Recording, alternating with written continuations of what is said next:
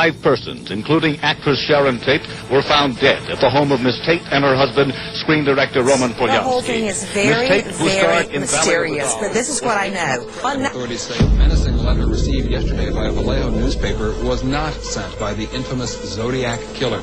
Nancy Gebhardt has details. That Area 51, the secret Air Force base in Nevada, actually exists. In Dallas, Texas, 3 shots were fired at President Kennedy's motorcade in downtown Dallas. He's been called the East Side Rapist. He's been called the Visalia Ransacker, the original Night Stalker, and the Golden State Killer. You have now entered into the House of Mystery, the best in true crime, conspiracy, and alternative history, with Al Warren and Kevin Thompson.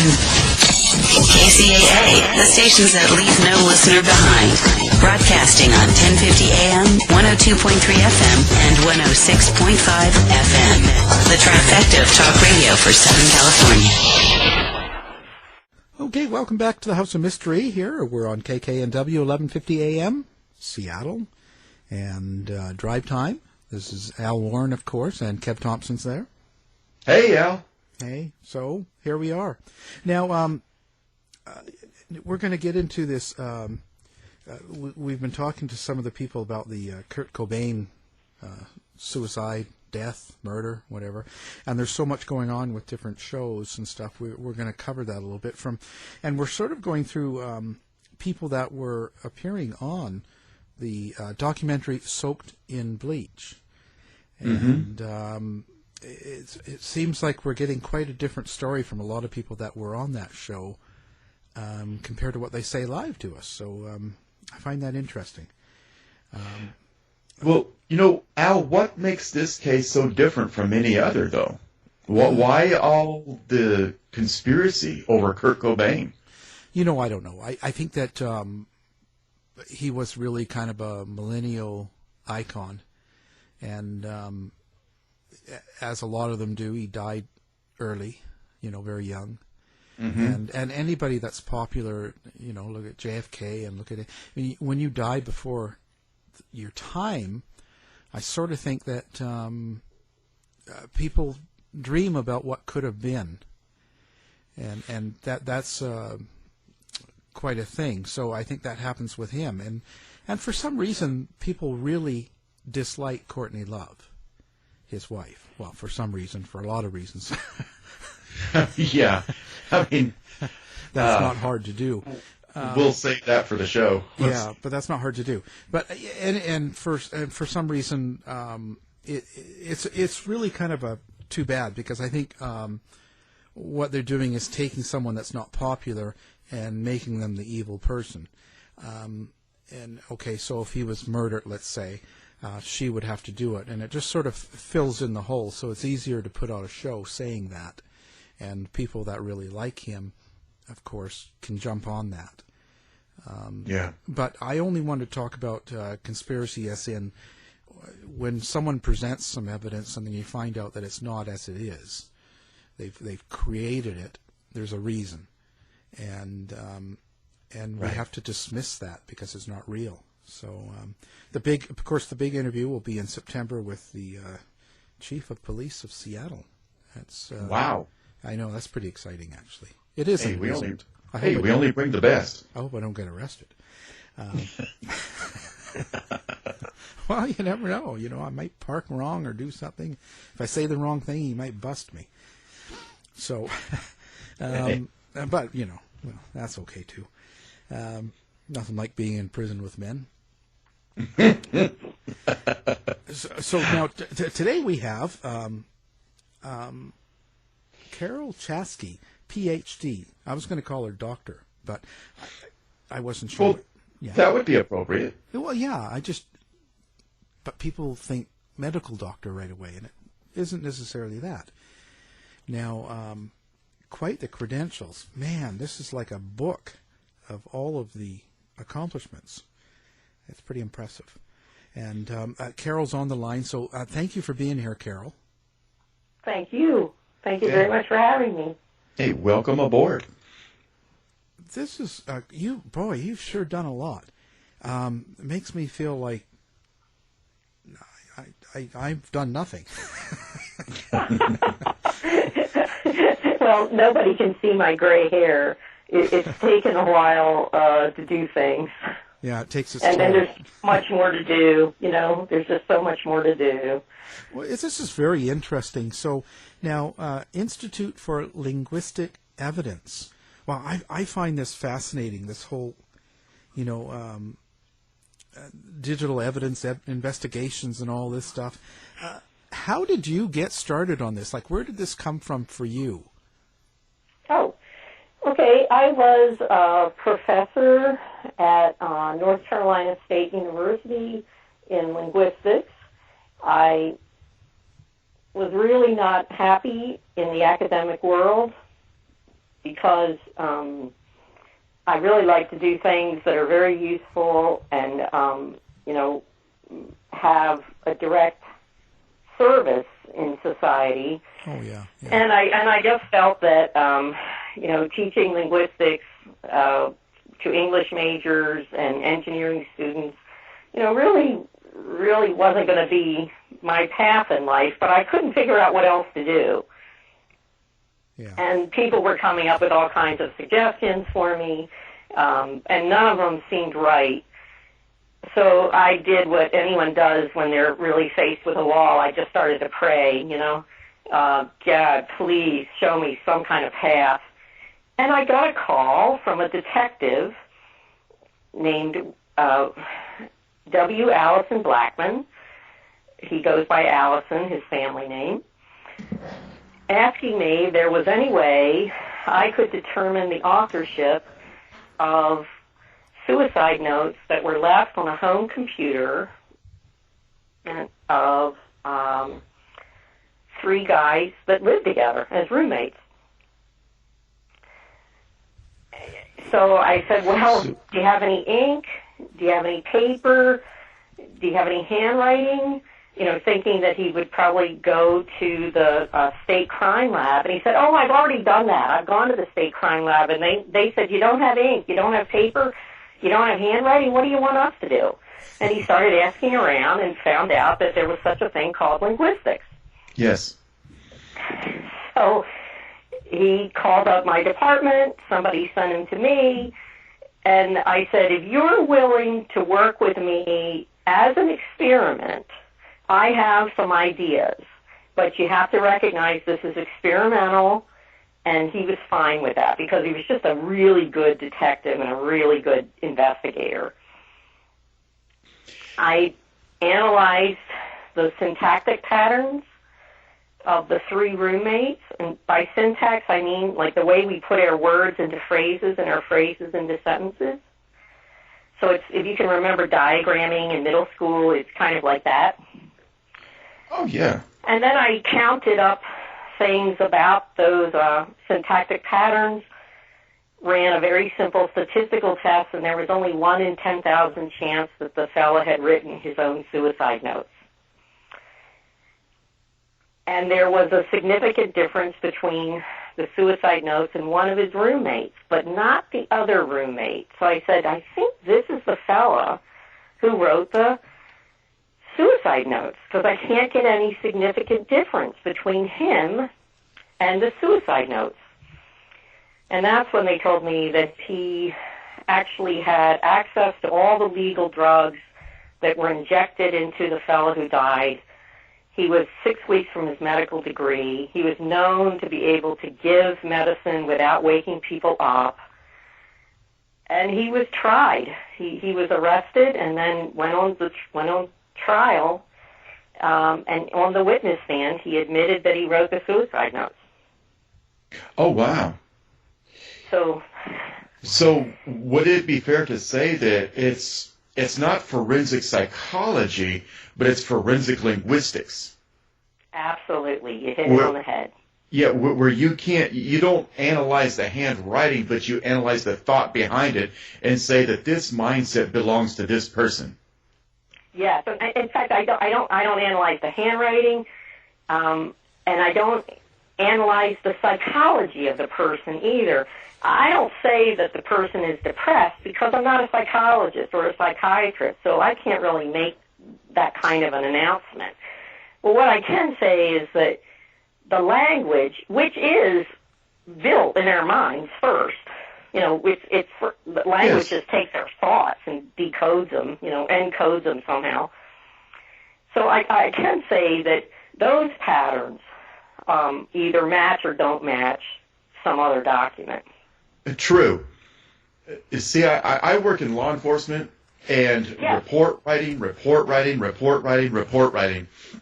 And as a supervisor, I can look at a report and say, listen, you didn't write this report. You wrote it for your buddy. How did you know? Well, because the verbiage. Yes.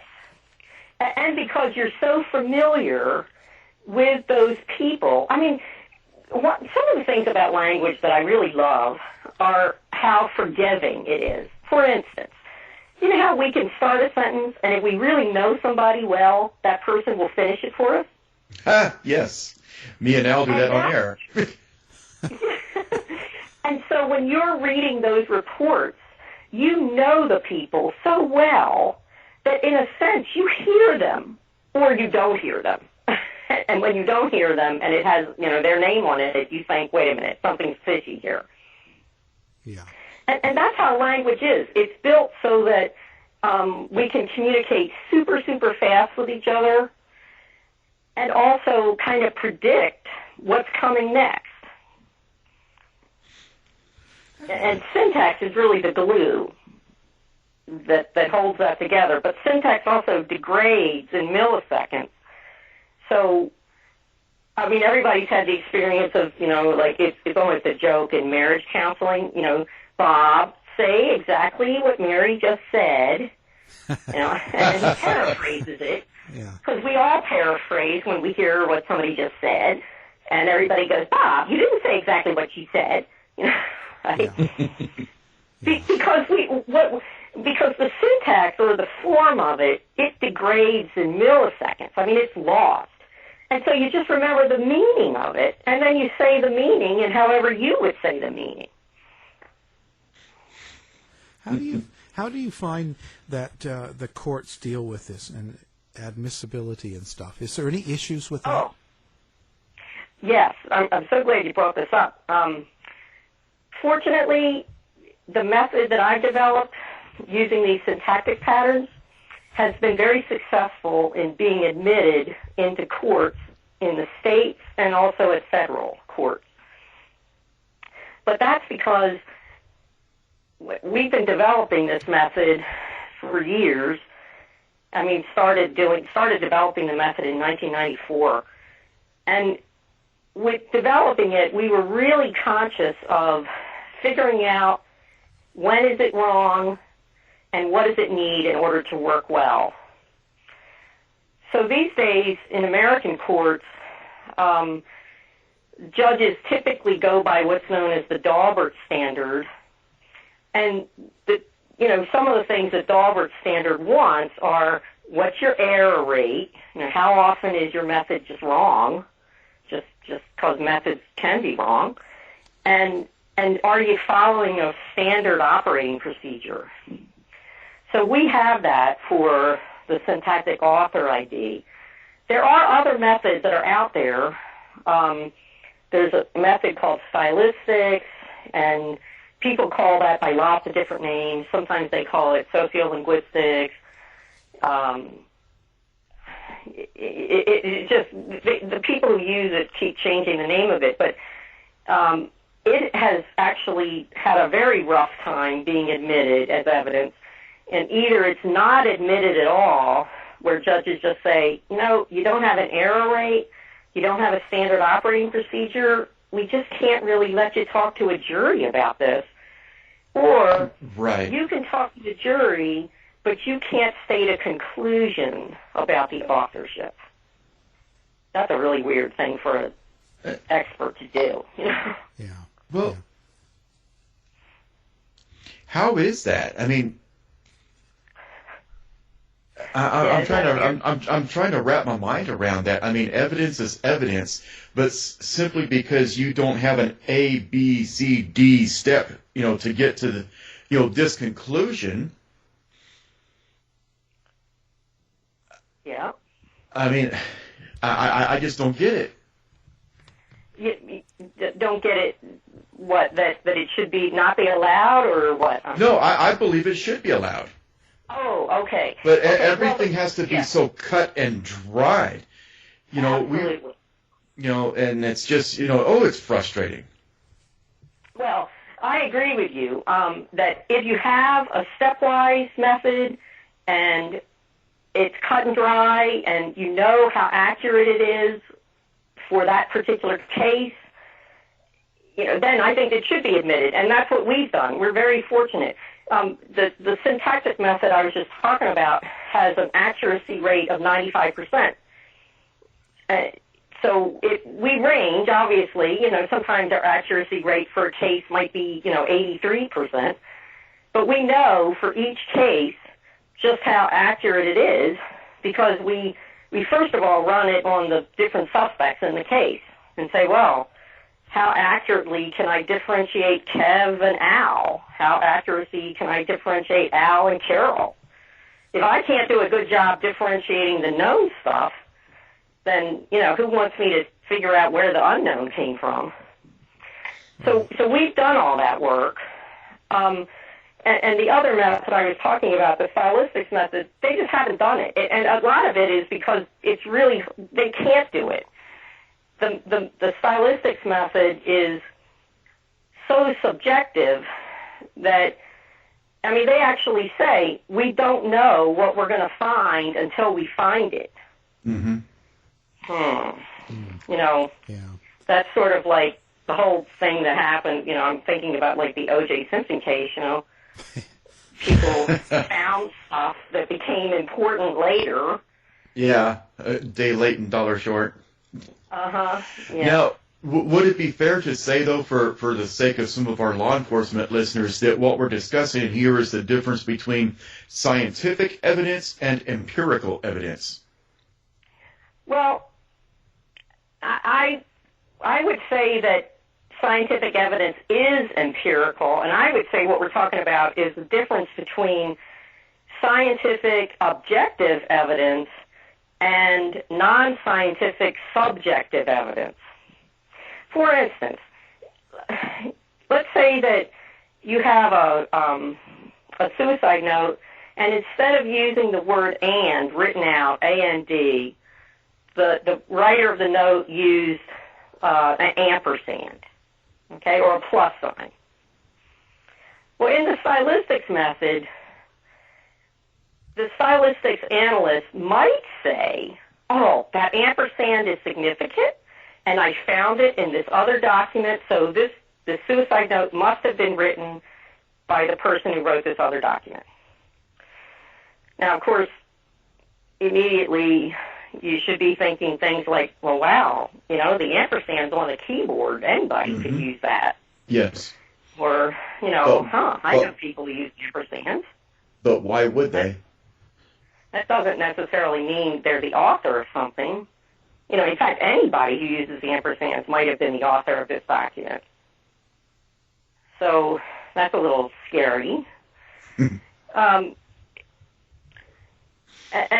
on the other hand, I've seen reports where the same stylistics analyst who says that ampersand is really crucial in one case, in another case will say, oh, no, that doesn't matter at all. That's not significant. That's why,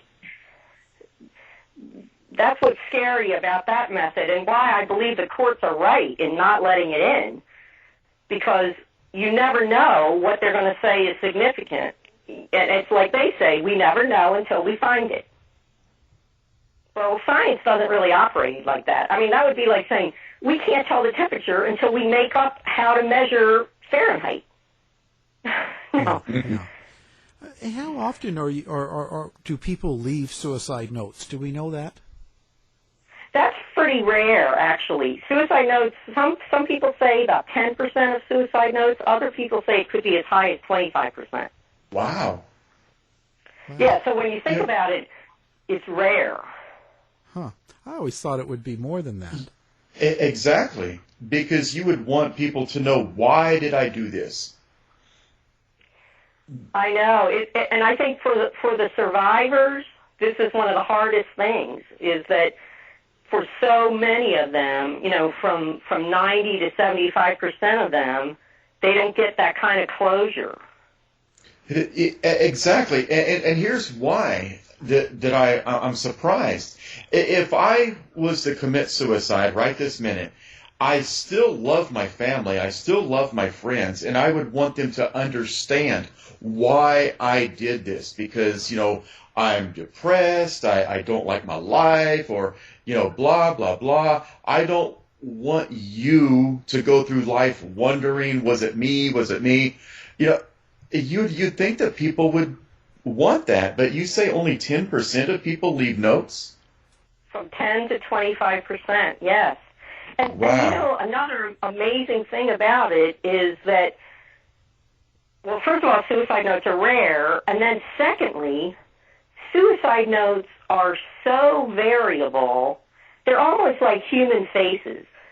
They're so unique in terms of they just don't share a lot of features over and over. When normal people, who are not suicidal, when we think about what would we say in a suicide note, that's very different than what real suicidal people write in their suicide notes. Yeah. That when I started doing this work, yeah. Would it also be fair to say, because I'm trying to reconcile what you said, would it also be fair then to say that usually suicide is not really well thought out? Like I wake up this morning, find out I lost my job, I'm going to put I'm going to end it. Mm-hmm. And I just don't have the time to write a note because it's an instantaneous decision. Or impulsive. Yeah, exactly. Yeah. Well, I think there are impulsive suicides, but one thing I've read in the literature that was very interesting to me is that, you know how it's always shocking when a person commits suicide? I mean, it's just always stunning to everybody around them. Most people don't say, like, oh, yeah, I saw that coming. Instead, people feel like, wow, I thought he was getting better, or I thought he was actually happier. Yeah. And that's because suicidologists theorize that there's this terrible period of tension when the person is deciding, what do I want to do? Well, that's true. And then once they make a decision, they actually do get happier because at least they know now. They've resolved themselves to it. Yes. They've got that resolution, that calmness, and so everybody around them mistakenly thinks that resolution and calmness is the decision's been made, the happy way, the non-suicide way, and actually it's been made the other way. And now, how often do you, now I'm going to tie this in, now fake notes, do you get fake suicide notes? And, on all the TV shows, they always have someone writing a fake note, and killing someone. Yeah. Actually, that was my first case, as I described. My first case was they were fake suicide notes. Right. That the fellow wrote after he murdered his roommate. And he finally admitted on the witness stand, I did it to get the cops off my back. And, it was already done, so that was the only thing I could do. And so that's how he handled it.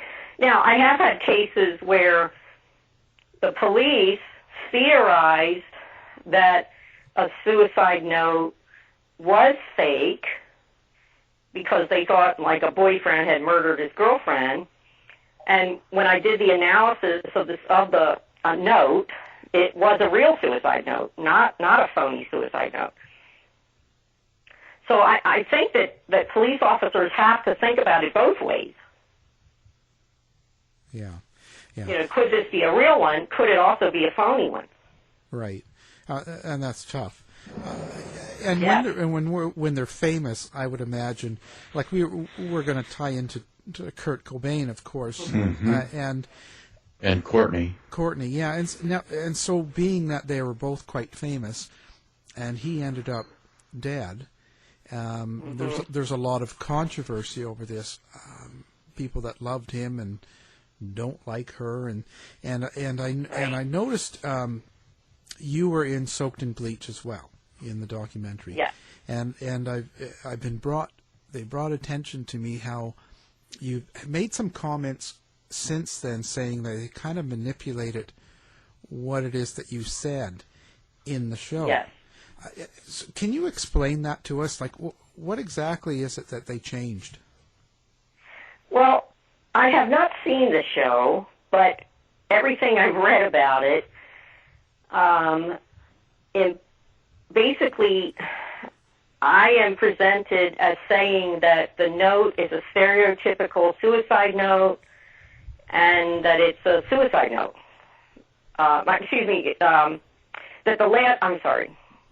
What I believe and what they presented are two different things, and I get them confused sometimes. Yeah. I believe that what they presented was me saying that it's not a suicide note, that it was just stereotypical language, and that anyone could have written.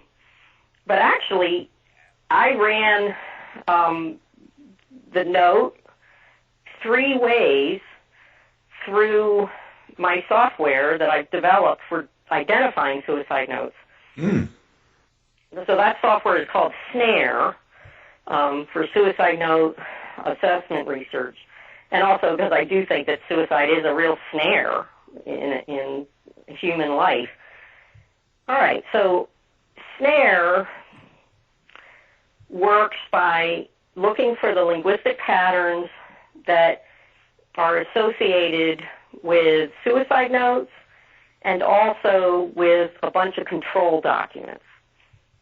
So sometimes suicide notes sound like love letters, sometimes they sound like apologies or business letters even, and they can also be like trauma narratives. I mean, that's one of the reasons they're so hard to identify, is because they're all over the place. They're not stereotypical the way we normal people, think they should be. Yeah. So we go through the text analysis that is done by computer, and it finds these patterns and then counts them up, and then we apply a statistical procedure to it, and it tests, is this on the side of real suicide notes, or is it on the side of the control documents, like love letters, apologies, business letters, trauma narratives, those kinds of things. Yeah. And that software is about 86% accurate when the notes are real short, like 45 words or less, and it's about 81% accurate when the notes are very long, which makes sense when you think about it, because the longer the note, the more it can become like one of the control documents, like the more it becomes a trauma narrative, or the more it becomes a big, long apology. But the real short ones don't seem to have that room, Yeah. So I ran the Cobain note, the whole note, the whole page, okay, and that came out as a real suicide note. Then I ran the top 3/4 of it, which everybody seems to notice about the note, that there's like a division between the top 3/4 and the bottom quarter. Right. So the top 3/4 came out as a suicide note, and then the bottom quarter came out as a suicide note. What? So he wrote them at 2 different times, do you think, or? I've thought about this, and I actually said this while I was being, filmed for the Soaked in Bleach, but I think that this was cut. He wrote a very poetic first suicide note, the first part of it, where he talked about his career, his love of music, but his real disgust and hatred of the music industry, his feeling that he wasn't being fair to his fans because he really hated what his life was like, his inability to cope with it well. And then he wrote a more stereotypical suicide note at the bottom. Well, when you think about it, he killed himself twice, too. He overdosed himself, and then he shot himself. So his suicide note is very much like a metaphor. Yeah, it's indicative of how he did it. Yes. Yes. We have to remember he was a poet. Well, yeah, he was a songwriter. Yeah. Right. Now, I have to agree with Al. Let's take this just a step further. Do you think that it's possible, then, that maybe previous to his actual death, maybe he was considering suicide, wrote that portion of the letter, then thought secondly about it, and, well, let's put this away. I'm not quite ready to do this, like we were just discussing. People are sometimes indecisive about it. And then, he's like, what the heck? I'm tired. I'm going to do it. And wrote the second portion. I mean, why let a letter go to waste? And I'm not saying that to be funny, but, it would almost be poetic. And so he wrote the second half when he actually did it. And that to me, I haven't heard anything ever against that theory. In fact, you're the first person I've ever heard actually propose that theory. I wouldn't know. I think the only way anybody could have tested that would have been like ink analysis of the two different sections, and I don't even know who has the original document anymore. But, I mean, that could have been one way to do it, to say, okay, was the ink from the first section older than the ink in the second section? Or was it a different pen even, a different source? I have no idea. That's a really interesting, great theory to me. Yeah, because they're trying to present that Courtney Love wrote the note, and she copied his writing in the film. Yes. And I don't know. Yeah. I don't believe it. Plus, we have another expert who was in the film, and that's Heidi Harlson, and she's a forensic document examiner. Now, she's saying the same thing, that they had cut what she did in the interview to make it sound like she said it was traced by Courtney and written by someone else, but that's not what she really said. She said it was mischaracterized through the editing and taken totally out of context. Yes, I'm really, I was really surprised that so many of us had the same experience with the Soaked in Bleach editing. I knew that about Heidi. I know her. And I knew that about another person in the film. And when I look back on it, it was pretty obvious to me that there was a struggle going on, among the directors or producers, I'm not sure who was who, where they would ask questions in one way, but then talk in another way off camera. And, I was just told to say what I had done, and that's what I did. I talked about snare and how it's been validated on 400 suicide notes, and so we know the error rate. Now, obviously, snare's got a pretty good error rate, from 14 to 20%.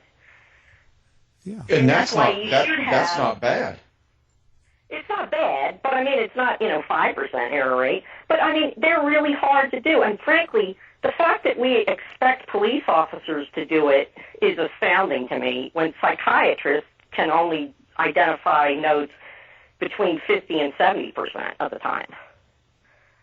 But typical, we have this attitude that police officers have to do everything and be everything to everybody at all times, and I mean, I just, one of the reasons I built this tool, when I got started in this field, I realized, wow, I could build tools that would give cops really good, reliable things to use, and they wouldn't have to just, kind of go by their gut or hope they got it right, or, they could have just some... I would appreciate it. I'm chuckling because I am in law enforcement, so we could certainly use it. Yeah. Oh, especially. Yeah, I know. I mean it's like we expect cops to be, mental health counselors at all times too, and that goes to this whole thing of suicide. We really expect them to be able to read something or talk to somebody and just accurately assess a person's mental state. Yeah. And we have psychiatrists who struggle to do this after all of their years of training on just this one thing. Now, speaking of that, let me shift gears here, because Al and I was discussing this off air before we brought you on.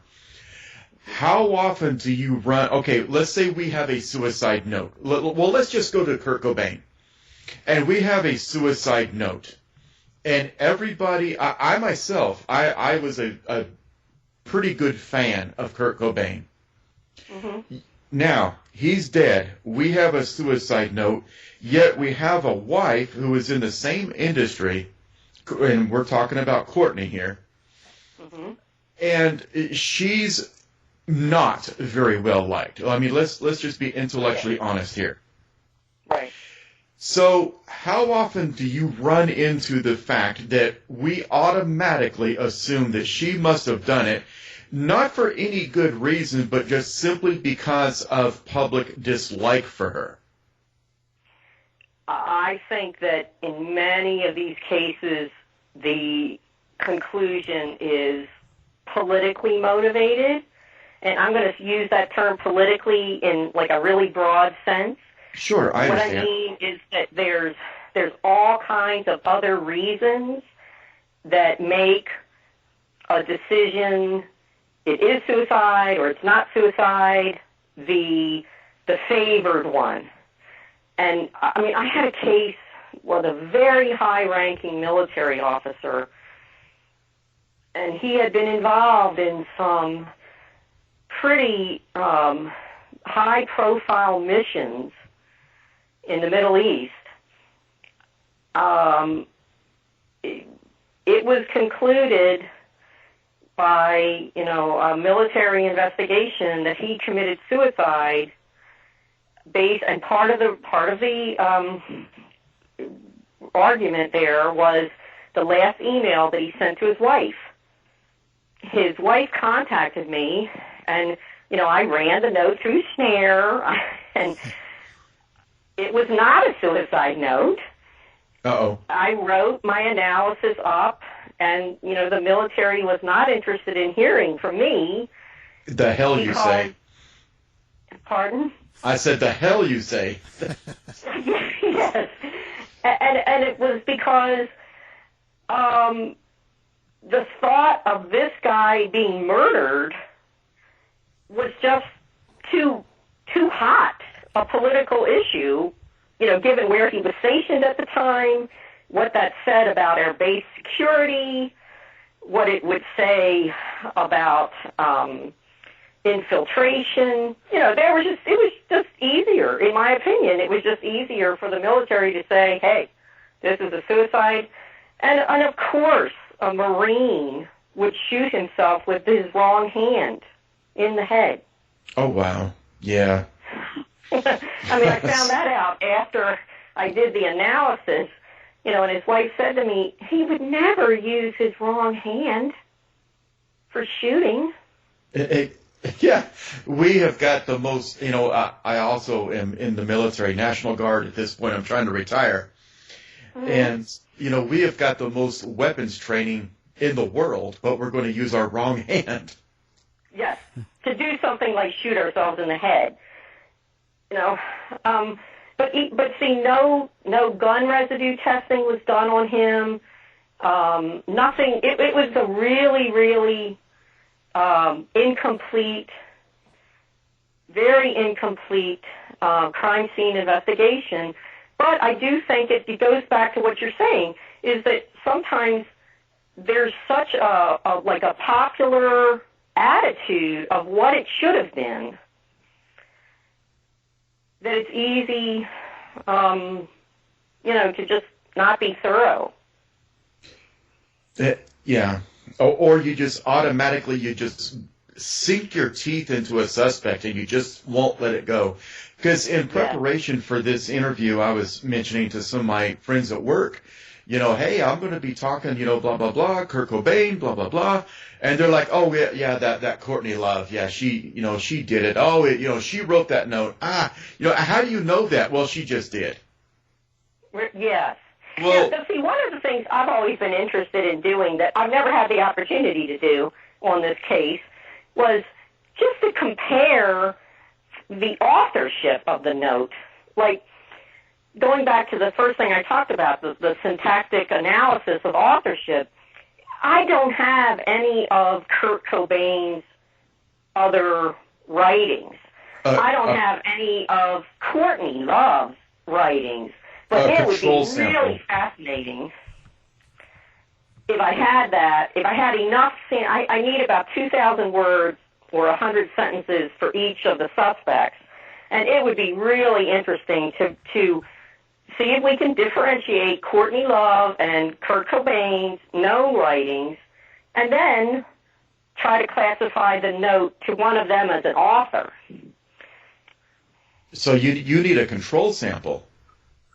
I would have to have the known writing samples from him and known writing samples from her. Right. Well, I can ask her. Sure. There you go. Oh, boy. Are we fixing to open a can of worms? Yeah, I am. I love Courtney. I mean, that would really, to me, that would really be a way of, if people are claiming that she wrote it, then let's test if she wrote it. Exactly. And I do have a method that gets into court and that, has a high accuracy rate. And it would really be interesting to see. Okay, well, we wanted to know, did she write it or not? Did he write it or not? Yeah. But I'm starting to get the feeling that a lot of the people that want him to have committed suicide, or want him to have been killed instead of committed suicide, they don't want to go that far because I don't think they really believe it. Tell you the truth. Nobody has ever said to me, like what you just said, well, we'll ask her for writing samples. Nobody's ever said that to me. They just kind of clamp down. Right. Because we don't really want to know. Because especially but the producers of that film, we're going to go through 10 people that were on it, and every single one of them said that it was taken out of context and they've totally changed it for one direction.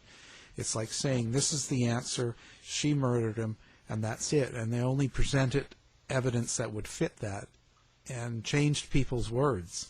And yes. And that is either just to do it to sell and to get some notoriety, or either they really believe it. But I really don't think they believed it, because you wouldn't have to change it if you believed it. Well, it's just to maintain the popular opinion. Yeah. And that's jumping on the bandwagon, and that's got to be stopped. That's my opinion. But So, do you think it's a? I'm sorry. Go ahead.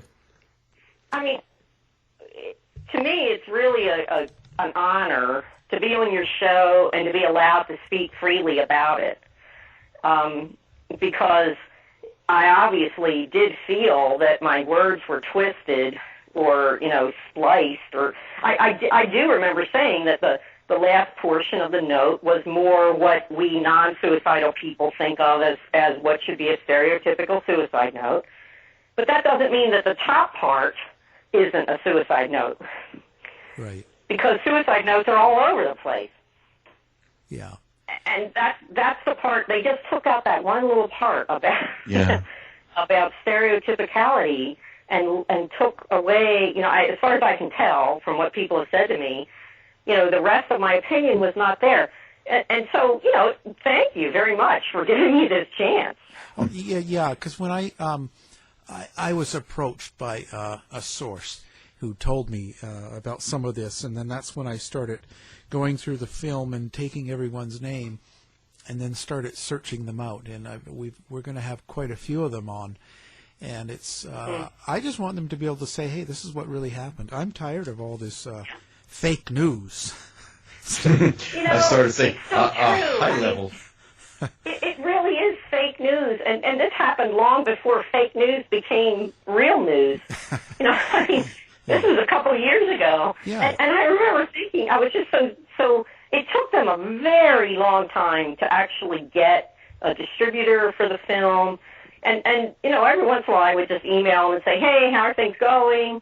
And they would say, oh, we're going fine, we're still looking for this or doing this or whatever. And we'll let you know.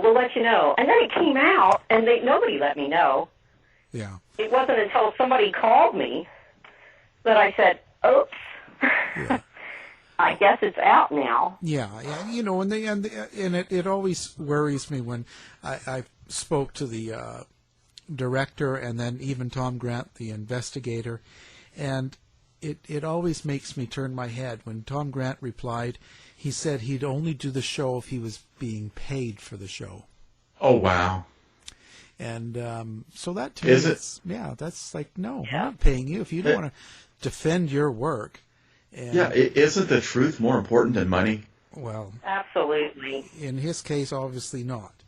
And that taints it for me. As soon as someone starts asking for money to give you information or to talk about their work, because he's behind it all. He's the one that said Courtney contacted him, blah, blah, blah. And I understand that. But it's just it's time to tell the truth and to come out. And that made me think second right there. And but, and I'm a fan in the sense that I liked Kurt Cobain, his work. Didn't know him. And it's sad if he committed suicide. It's terrible if he got murdered. But I was more on the being murdered side before, but I'm certainly more on the suicide now. Really, it also is interesting that so many different types of analysis would be converging. When I work cases, sometimes the documents I deal with have some handwriting on them.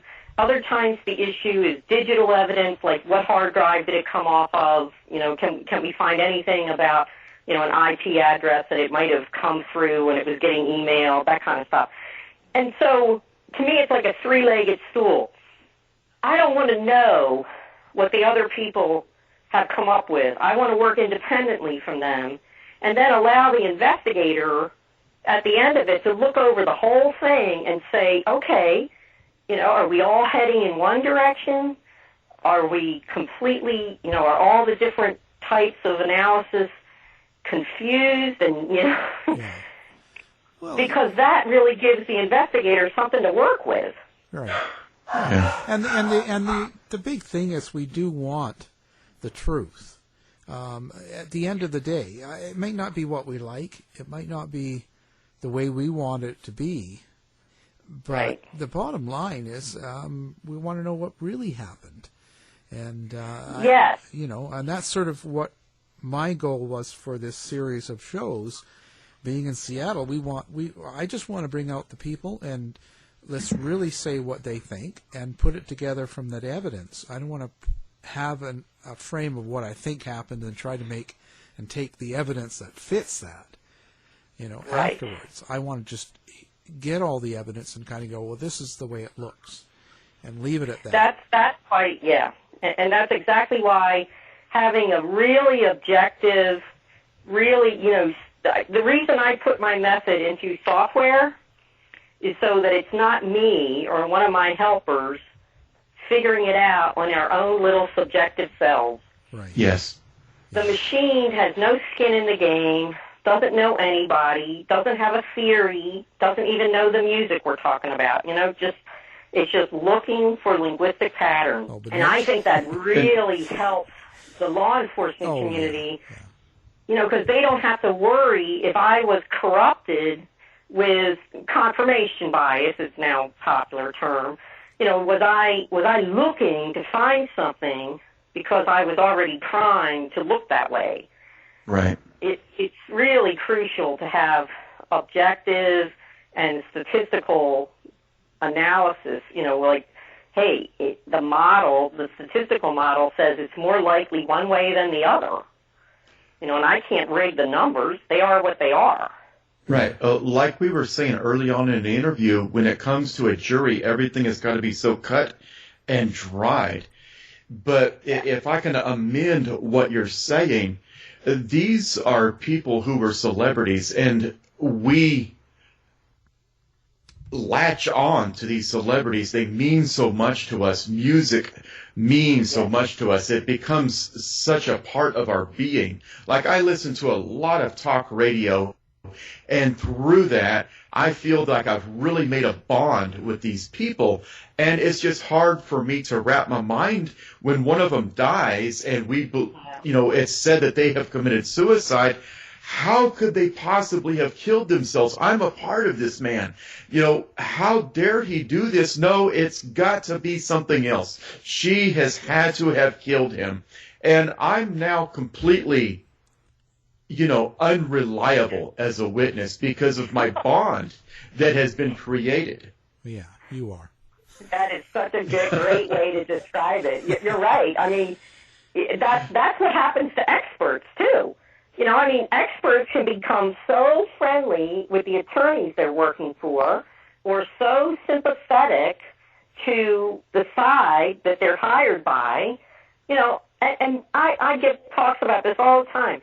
The only way to protect ourselves as experts and to protect the criminal justice system is to have methods that just are completely objective, computerize them as much as you can, get away from, one person's interpretation of the data, because otherwise we're all just prone to that.